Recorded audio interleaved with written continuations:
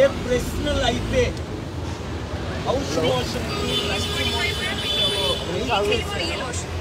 అదే ప్రశ్నలు honourable justice Laxman గారు సూటిగా ప్రశ్నించారు. ఒకటి, హైడ్రా ఆదివారం పూట కూల్చడం ఏంటి? రెండు, నోటీసులు ఇవ్వకుండా కొన్ని కూల్చారు. ఎగ్జాంపుల్, నాగార్జున బిల్డింగ్ నోటీసులు ఇవ్వకుండా కూల్చారు.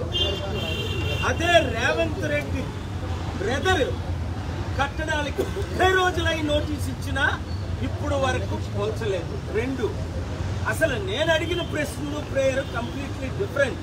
హైడ్రా అన్నదే చట్ట విరుద్ధం. ఆలోచన మంచిది, నదులు పార్కులు ఇవన్నీ కాపాడడం అన్నది మంచిది. కానీ హైడ్రా చట్టం తీసుకొచ్చే ముందు అసెంబ్లీలో బిల్లు పెట్టారా, పాస్ చేశారా? ఒక బిల్లు తీసుకొచ్చినప్పుడు అపోజిషన్తో డిస్కస్ చేయాలి. మనం ఏమైనా ఇరాన్లో ఉన్నామా? Iraq Saddam Hussein Gaddafi Libya పాలనలోనా? లేదా మనం ఇండియాలో ఉన్నామా? Democratic nation of democracy. ఇవి ప్రశ్నలకి జవాబులు. ఇప్పుడు నా ప్రేయర్ ఏంటంటే క్లియర్గా, ఒకటి, అన్ని కూల్చివేతలు ఆపేయాలి. రెండు, కనీసం 30 రోజులైనా సమయం ఇవ్వాలి.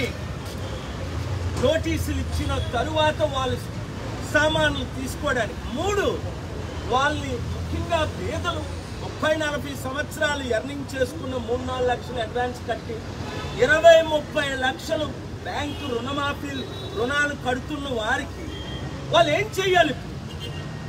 కనుక వారికి నష్టపరిహారం చెల్లించాలి. ఇది దేశమంతా జరుగుతున్నదే. 4, ఈ హైడ్రా డ్రామాని ఆపేసి అసలు ఈ ప్రాజెక్టు రాజకీయ నాయకులు ఎవరైతే భూ కబ్జాలు చేశారో వాళ్ళని ఒకరిని ఎందుకు అరెస్ట్ చేయలేదు?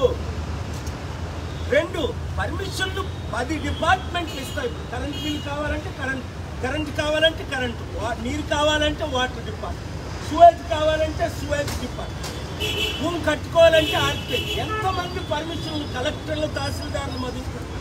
ఈరోజు అమీన్ తహసీల్దార్ని కోర్టు ఏం ప్రశ్నించింది? నువ్వు జైలుకి వెళ్తావా? రంగనాథన్ గారు, మీరు ఐపీఎస్, మీరంతా తెలుగు తక్కువ పనులు ఎలా చేస్తారు? మీరు చట్టానికి అబావా? ముఖ్యమంత్రి చెప్తే చేసేస్తారా అన్నారు కదా. కోర్టును కూల్చమంటే కూల్చేస్తారా? ఇది డెమోక్రసీ. రేవంత్ రెడ్డి ఎవరు? ఒక మంత్రి అంటే బానిసుడు, ఒక పరిచారకుడు, సేవకుడు.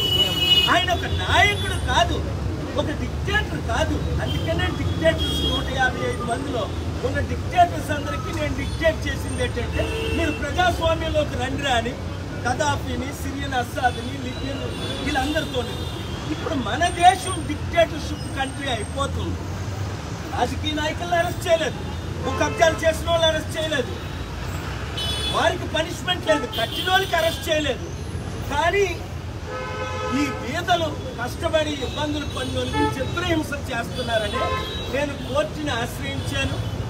కోర్టు 1లో నా ప్రేయర్ అదే వినిపిస్తున్నాను.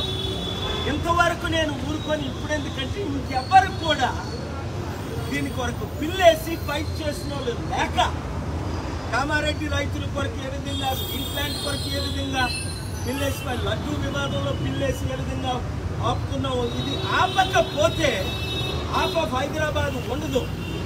నిద్ర లేకుండా ఉన్నారు పేద ప్రజలు, ఇబ్బందుల్లో ఉన్నారు, టెన్షన్లో ఉన్నారు, ఆత్మహత్యలు చేసుకుంటున్నారు. I thank the honourable court 1, Honorable CJI bench, and I also thank the Honorable Court 15 for doing justice, protecting their fundamental rights, issuing such orders. Let this Hydra drama should be stopped until justice is done. Alternate arrangements are made. Thank you very much.